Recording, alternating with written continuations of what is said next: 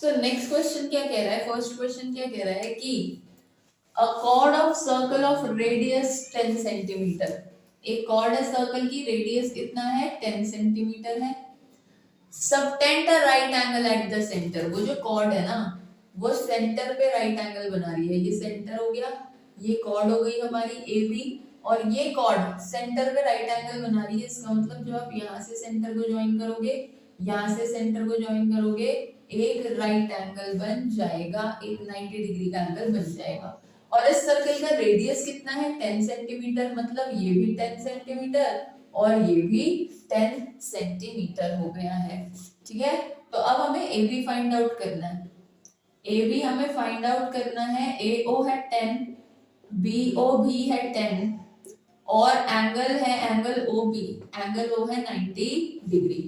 तो हमें दिख रहा है ये तो एक राइट एंगल ट्रायंगल हो गया है, 90 के दोनों तरफ परपेंडिकुलर और बेस है, 90 के सामने हाइपोटेन्यूज है, तो हम पाइथागोरस थ्योरम लगा रहे हैं, by Pythagoras theorem O A square plus O B square is equal to A B square.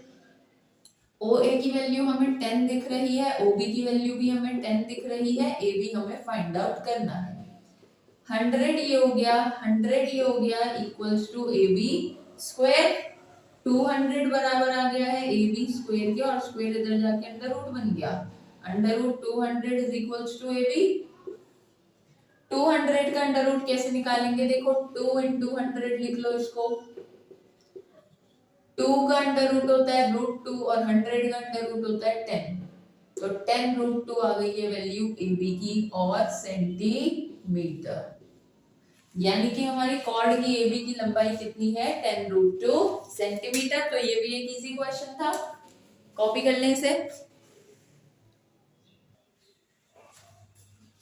बढ़ते हैं क्वेश्चन नंबर 2 की तरफ। क्वेश्चन नंबर 2 पढ़ने से पहले एक और थ्योरम पढ़ लेते हैं, radius is perpendicular to tangent at point of contact. तो ये थ्योरम का कहती है कि अगर हमारे पास एक सर्कल है, ये उस सर्कल की टेंजेंट है, ठीक है, और ये उसका सेंटर है, तो ये पॉइंट ऑफ कांटेक्ट हो गया जहाँ टेंजेंट और सर्कल टच कर रहे हैं एक दूसरे को। तो सेंटर से जब भी हम पॉइंट ऑफ कांटेक्ट को ज्वाइन करेंगे तो वो हमेशा टेंजेंट के परपेंडिकुलर होगा, रेडियस और टेंजेंट परपेंडिकुलर होंगे एट पॉइंट ऑफ कांटेक्ट। तो ये कह रही है हमारी ये थ्योरम, और इसी थ्योरम का हम इस्तेमाल करेंगे इस वाले क्वेश्चन में, क्वेश्चन नंबर 2 में, जिसका डायग्राम हमें दे रखा है। ठीक है, तो देखें सबसे पहले P A and P B are tangents, ये पी ए और पी बी टेंजेंट है। ठीक है, तो एक थ्योरम को और इस्तेमाल करना पड़ेगा हमें, पी ए और पी बी दो टेंजेंट है और पी जो है वो कॉमन पॉइंट है। ठीक है, तो दो टेंजेंट जो एक एक्सटर्नल पॉइंट से खींची गई है, पी से ही ए भी बना है और पी से भी बी बना है ना, पी से ए और पी से बी दोनों सेम एक्सटर्नल पॉइंट से बनी हुई टेंजेंट है, तो ये टेंजेंट्स इक्वल भी होंगी। Tangents drawn to a circle from same external point are equal. तो ये दो थ्योरम है हमारे पास कि जो दो टेंजेंट सेम एक्सटर्नल पॉइंट से बनाई गई है वो दोनों टेंजेंट्स कैसी होंगी, इक्वल होंगी, यानी पी और पी भी इक्वल रखेंगे। ठीक है, तो अब क्वेश्चन को स्टार्ट करते हैं। देखो सबसे पहले आपने देखा कि हम स्टार्ट कर रहे हैं सॉल्यूशन कि पी ए और पी बी इक्वल है, पी और पी बी इक्वल है, सेम यही theorem, tangents drawn to a circle from same external point are equal. और अगर पी ए और पी बी इक्वल हैं, अगर पी ए और पी बी इक्वल हैं तो इनके सामने वाले एंगल्स भी इक्वल होंगे, पी बी के सामने ये और पी ए के सामने ये। ठीक है, तो अब देखो इसको भी x मान लो और इसको भी x मान लो, तो मैंने ये बात लिख दी कि angle P A B is equals to angle P B A is equal to x। Reason क्या है, angles opposite to equal side are equal, angles opposite to equal side are equal. अब दोनों को मैंने x मान लिया, अब देखो ध्यान से सुनेंगे कि आपको पता है कि ये x और ये p तीनों एक ट्रायंगल में आ रहे हैं, तो तीनों को प्लस करके क्या आना चाहिए, 180 डिग्री आना चाहिए। इन ट्रायंगल PBA, इस PBA वाले ट्रायंगल में तीन एंगल्स हैं, एक तो एंगल P है, एक एंगल A है और एक एंगल B है। तीनों को प्लस करके 180 डिग्री आना चाहिए। Angle sum property of triangle, angle sum property of triangle के थ्रू एंगल P हमें नहीं मालूम, एंगल A हमें दिख रहा है x है और एंगल B भी दिख रहा है x है, 180 डिग्री के बराबर। क्लियर है बात? तो एंगल P प्लस x और x हो गया 2x is equal to 180 degree. तो यहां से 2x इज इक्वल टू आ गया 180 डिग्री माइनस एंगल P और x की वैल्यू आ गई 180 degree minus angle P upon 2। ये 2 इधर डिवाइड में आ गया। क्लियर है? अब देखो एक हमने x की वैल्यू निकाल ली एक तरीके से, अब x की वैल्यू निकालेंगे दूसरे तरीके से भी, इसलिए मैं इसको रख कर देती हूँ। अब देखें दूसरे तरीके से कैसे निकालेंगे x की वैल्यू। हमने अभी अभी आपको पढ़ाया था कि ये रही टेंजेंट, ये रहा रेडियस, और टेंजेंट और रेडियस के बीच में जो टोटल एंगल होता है वो 90 डिग्री होता है। यानी कि पूरा एंगल PAO कितना है, 90 डिग्री है। पूरा एंगल PAO कितना है, 90 डिग्री है। पर एंगल PAO दो एंगल्स को जोड़ के बना है, एक x को और एक BAO को। तो x को जोड़ा और BAO वाले एंगल को जोड़ा तो कितना डिग्री आ गया, 90 डिग्री आ गया। और यहां से भी मैंने x की वैल्यू निकाल ली 90 डिग्री माइनस एंगल BAO। तो ये एक x की वैल्यू आई इक्वेशन 1, ये दूसरी x की वैल्यू आई इक्वेशन 2, और दोनों ही x की वैल्यू है तो इक्वेटिंग कर दिया 1 एंड 2 वाली इक्वेशंस को। इक्वेटिंग करने के बाद क्या हुआ देखो, x 180 माइनस p अपॉन 2 के बराबर है और x 90 माइनस BAO के भी बराबर है, इसलिए मैंने इन दोनों वैल्यूज को इक्वल लिख दिया। उसके बाद ये 2 यहां से इनटू में चला गया, 180 minus angle P 2 into 90 minus angle BAO। तो 180 minus angle P equals to 2 into 90 that is 180 minus twice of angle BAO। 2 की सिग इंटू हो गई है। अब यहाँ से 180 से 180 कैंसिल हो जाएगा माइनस में आके, माइनस P बराबर आ जाएगा minus twice of angle BAO, minus से माइनस कैंसिल, एंगल P बराबर आ गया ट्वाइस ऑफ एंगल BAO के। चाहो तो P का पूरा नाम लिख लो APB, एंगल APB बराबर आ गया है ट्वाइस ऑफ एंगल BAO के। और अगर हम इस 2 को इधर अपॉन में ले आए तो 1/2 angle APB is equal to angle BAO हो जाएगा, जो कि हमें प्रूव करना था। क्लियर है बात? तो ये क्वेश्चन वेरी इंपॉर्टेंट क्वेश्चन है और ये हमने प्रूफ कर लिया है। ठीक है, देखो अब इससे हमें एक चीज पता लगती है जो हमें ध्यान भी रखनी चाहिए कि अगर हमें ये वाला एंगल मालूम है तो ये जो पतला वाला बीच का एंगल है OAB, ये निकालने के लिए हमें हाफ करना पड़ेगा। अगर ये 90 है, जो कि हो नहीं सकता, अगर ये माना 45 है तो ये 45/2, अगर ये 60 है फॉर एग्जांपल, 60 है ये PAO, सॉरी APB 60 है तो OAB कितना होगा, 60 का आधा होगा 30। APB 20 है तो OAB कितना होगा, 20 का आधा 10। ठीक है, और अगर ये चीज हमें पता लग गई है तो हम क्वेश्चन नंबर 3 करेंगे। उन्होंने बोले इन अबव डायग्राम, इस डायग्राम में एंगल APB 60 है, OAB निकालो। ठीक है, APB ये वाला एंगल 60 है तो OAB आप बता सकते हो कितना होगा, आधा होगा 30 होगा, पर हमें सॉल्व करके दिखाना है। तो कैसे सॉल्व करोगे, देखो ये वाला पूरा क्वेश्चन आप करके दिखाओगे, पहले ये पूरा करके दिखाओगे, ये रिलेशन बनाओगे। ठीक है, यहां तक आप ये पूरा क्वेश्चन करोगे और जब आप यहां तक पूरा क्वेश्चन कर लोगे तो उसके बाद आगे सॉल्व करके दिखा देंगे न्यूमेरिकल वैल्यूज पुट करके। हम बोलेंगे कि half of angle APB is equal to angle BAO। तो हाफ ऑफ, क्या हमें एंगल APB मालूम है, मालूम है APB कितना दे रखा है, APB तो 60 डिग्री दे रखा है, is equal to angle BAO। तो एंगल BAO की वैल्यू यहाँ से क्या आ गई 60/2 दैट इज 30 डिग्री आ गई है। क्लियर है बात? तो हमें पूरा पहले डिराइव करना है फॉर्मूला, यहाँ तक पूरा सॉल्व करके दिखाना है और फिर ये वैल्यू डायरेक्ट पुट करके हमें आंसर बता देना है। क्लियर है? तो इसकी कॉपी कर लेंगे।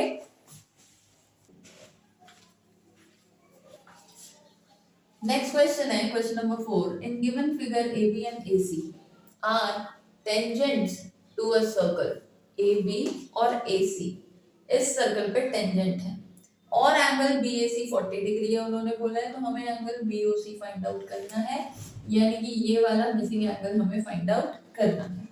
तो अगेन क्लास वही सेम थ्योरम हम इसमें दोबारा से यूज करेंगे कि सेम एक्सटर्नल पॉइंट से B भी बना है और सेम एक्सटर्नल पॉइंट से C भी बना है, तो AC is equal to AB होगा। Reason tangents from external point या tangents from same external point to a circle are equal. Clear है बात? अब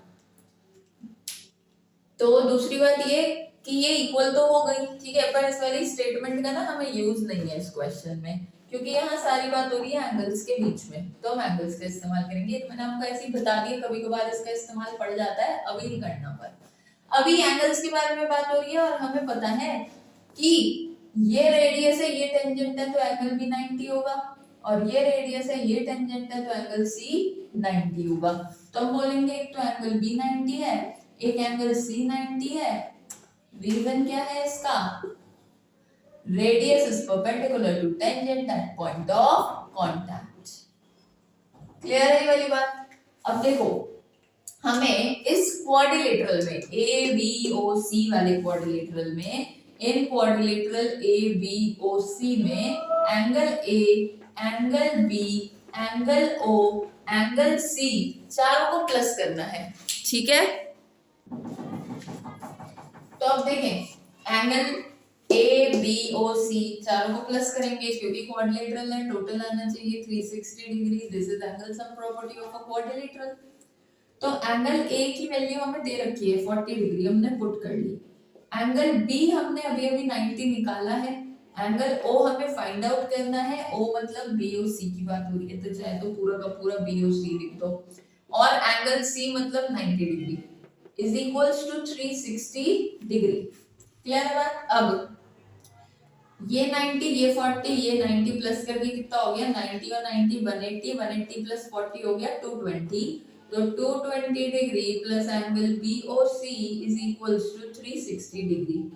अब ये 220 इधर माइनस में आएगा, एंगल BOC की वैल्यू आ गई 360 डिग्री माइनस 220 डिग्री। तो एंगल BOC की वैल्यू आ गई कितनी 140 डिग्री, और यही हमें फाइंड आउट करना था कि एंगल BOC की क्या वैल्यू होगी। तो ये क्वेश्चन भी इजी है, सर्कल्स के क्वेश्चन इजी ही हैं, ठीक है, बस आपको थ्योरम्स पता होनी चाहिए। कॉपी करें इसे। तो क्लास इसके बाद आता है क्वेश्चन नंबर 5 पर, जिसमें बोला गया है proof that 2AP is equal to perimeter of triangle ABC। यानी कि ये जो AP वाली टेंजेंट है, AQ वाली टेंजेंट है, BC वाली टेंजेंट है, ये सभी टेंजेंट्स दे रखी हैं आपको, और यहाँ पे ABC एक ट्रायंगल बन रहा है, तो आपको प्रूव करना है कि AP का जो डबल कर देंगे तो ABC नाम का ट्रायंगल का पेरीमीटर आ जाएगा। तो देखो इसे हम कहाँ से स्टार्ट करेंगे, पेरीमीटर ऑफ ट्रायंगल ABC से स्टार्ट कर देते हैं। पेरीमीटर ऑफ ट्रायंगल ABC क्या होगा? ABC का perimeter AB plus BC plus CA। अब क्योंकि AB तो एक सिंगल लाइन है, CA भी एक सिंगल लाइन है, पर BC दो टुकड़ों में टूटी हुई है BM प्लस MC में, तो हम उसे भी हाफ ऑफ करके लिख देते हैं BM प्लस MC। ठीक है, तोड़ के लिख दिया, हाफ हाफ तो नहीं पर तोड़ के लिख दिया। ठीक, अब देखो क्या है, अब आपने ये कर दिया, इसको डिस्ट्रीब्यूट कर दिया। अब आप सोचोगे कि हम AP की तरफ कैसे बढ़ सकते हैं, AP की तरफ बढ़ने का क्या तरीका है। अब सबसे पहले टेंजेंट्स के बारे में सोचो ए पॉइंट से दो टेंजेंट बन रही है, ए पी और ए क्यू। तो ए पी बराबर होगा ए क्यू के reason tangents from external point are equal. तो टेंजेंट फ्रॉम एक्सटर्नल पॉइंट है ये और एक्सटर्नल पॉइंट पी है, इसलिए ये दोनों इक्वल है। फिर उसके बाद आप बी पर ध्यान दो, अगर मैं बी को एक एक्सटर्नल पॉइंट मान लूं तो बी पी और बी एम भी इक्वल होंगे, क्योंकि ये भी एक्सटर्नल पॉइंट से एक टेंजेंट और दो टेंजेंट है। तो मैं बोल सकती हूँ कि B P is equal to B M, same reason, tangent from external point का नाम है बी। क्लियर है? सिमिलरली यहाँ से M C is equal to C Q आ जाएगा, M C is equal to C Q आ जाएगा, क्योंकि यहाँ पे एक्सटर्नल पॉइंट सी है, तो सी एम और सी क्यू दोनों टेंजेंट्स हो जाएंगे, tangent from external point C. Clear है बात? अब देखो बी एम की जगह क्या लिखा जा सकता है? ठीक है, पेरीमीटर ऑफ ट्रायंगल एबीसी में इन वैल्यूज को हम पुट कर रहे हैं, putting these values in equation 1। मैंने बोला perimeter ABC is equal to, A B को ऐसे ही रहने दो, बी एम को आप क्या लिख सकते हो, बी पी लिख सकते हो, लिख दो। एम सी को आप क्या लिख सकते हो, सी क्यू लिख सकते हो, लिख लो। और सी ए को एज इट इज रहने दो। अब डायग्राम में देखो A B plus B P, A B plus B P कितना है, ए पी, तो इन दोनों को जोड़कर ए पी लिख दो। सी क्यू प्लस सी ए, डायग्राम में देखो सी क्यू प्लस सी ए कितना है, ए क्यू, लिख दो। और अभी अभी देखा ए पी और ए क्यू भी तो इक्वल है, तो क्यों ना मैं ए क्यू की जगह भी ए पी पुट कर दूं। रीजन लिख देते हैं कि ए पी और ए क्यू भी तो इक्वल है, ऊपर हमने प्रूफ कर रखी है ये बात। तो किसकी इक्वल आ गई, A P plus A P is equals to 2AP। जैसा कि आप देख सकते हैं पेरीमीटर ऑफ ट्रायंगल एबीसी किसके बराबर आ गया, 2AP के बराबर, जो कि हमें प्रूफ करना था। ठीक है, तो ये डेरिवेशन है एक तरीके का, जो हमें रिजल्ट इसका ध्यान रखना है कि पेरीमीटर ऑफ ट्रायंगल एबीसी को हम एक टेंजेंट का ट्वाइस भी कह सकते हैं। एक टेंजेंट का ट्वाइस कर दो तो एबीसी का पेरीमीटर आ जाता है। क्लियर है बात? अब इसके बाद जब क्वेश्चन 6 पढ़ते हैं तो वो इसी का कॉन्टिन्यूएशन है। तो उसे देखो कैसे करते हैं। इसी अबव डायग्राम में ए बी अगर आपको 5 दे रखा है, ए सी 6 दे रखा है, बी सी 4 दे रखा है, तो आपको ए पी निकालना है। तो आप बोलोगे कि, रब कर देते हो ऊपर का पहले, कि पेरीमीटर ऑफ ट्रायंगल तो A B plus B C plus C है। पेरीमीटर ऑफ ट्रायंगल कौन है, perimeter of triangle A B C बराबर है 2AP के, हमने ये प्रूफ कर दिया है। तो पेरीमीटर ऑफ एबीसी को हम A B plus B C plus C A is equal to 2AP लिख सकते हैं। ए बी की वैल्यू क्वेश्चन में 6 दे रखी है, नहीं ए बी की वैल्यू क्वेश्चन में 5 दे रखी है, BC की वैल्यू क्वेश्चन में 4 दे रखी है, AC की वैल्यू क्वेश्चन में 6 दे रखी है, that is equals to 2AP। Clear है बात? तो 5 plus 4 plus 6 15 is equals to 2AP and AP की वैल्यू यहाँ से आ गई 15/2, दैट इज 7.5 सेंटीमीटर आ गई है हमारे पास AP की वैल्यू, और यही हमें फाइंड आउट करनी थी। तो आई होप आपको क्वेश्चन नंबर 6 समझ आया होगा, क्योंकि क्वेश्चन नंबर 5 का ही कंटिन्यूएशन है, उसी के रिजल्ट पर बेस्ड क्वेश्चन है। तो आप इसको भी कॉपी कर ले। इसके बाद हम क्वेश्चन नंबर 7 करते हैं। तो देखिए क्लास 7th क्वेश्चन में क्या बोला गया है। इन द गिवन डायग्राम, हमें एक डायग्राम दे रखा है। PA perpendicular to PB, P और PB ऑलरेडी 90 डिग्री का एंगल दे रखा है, और बोल रखा है कि रेडियस 4 सेंटीमीटर है, यानी कि जब मैं C से A को ज्वाइन करूंगी तो ये भी 4 सेंटीमीटर, C से B को ज्वाइन करूंगी ये भी 4 सेंटीमीटर, क्योंकि ये तो रेडियस है।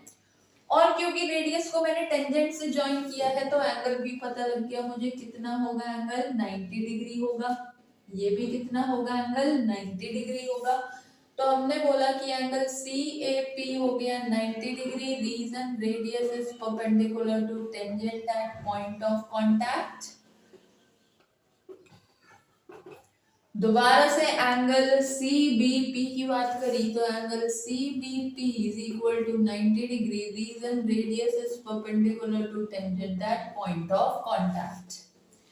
अब हमने देखा कि ये तीन एंगल 90 हैं, तो चौथा बचा हुआ ऑब्वियसली 90 ही होगा, तो हम बोलेंगे क्योंकि सारे एंगल्स 90 हो गए हैं और साइड्स एडजेसेंट साइड्स भी इक्वल है, all angles are 90 degree and adjacent sides are also equal 4 centimeter, तो all angles are 90 degree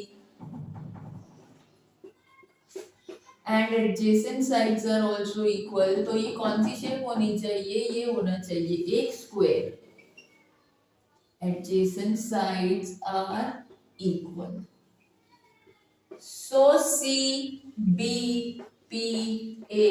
is a square।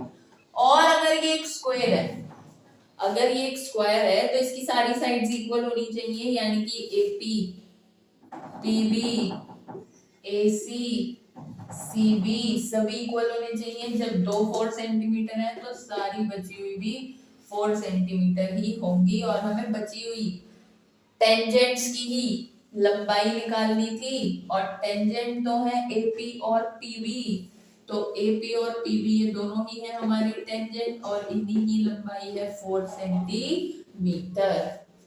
Clear है क्लास? तो इस फर्स्ट लेक्चर में इतना ही, सेकंड लेक्चर में हम बचे हुए और क्वेश्चंस कंप्लीट कर लेंगे, और छोटा सा ही लेक्चर होगा और सब कवर हो जाएगा। ठीक है क्लास? तो thank you for watching the video. कोई भी प्रॉब्लम हो तो आप कमेंट कर सकते हैं, like share and subscribe. Thank you.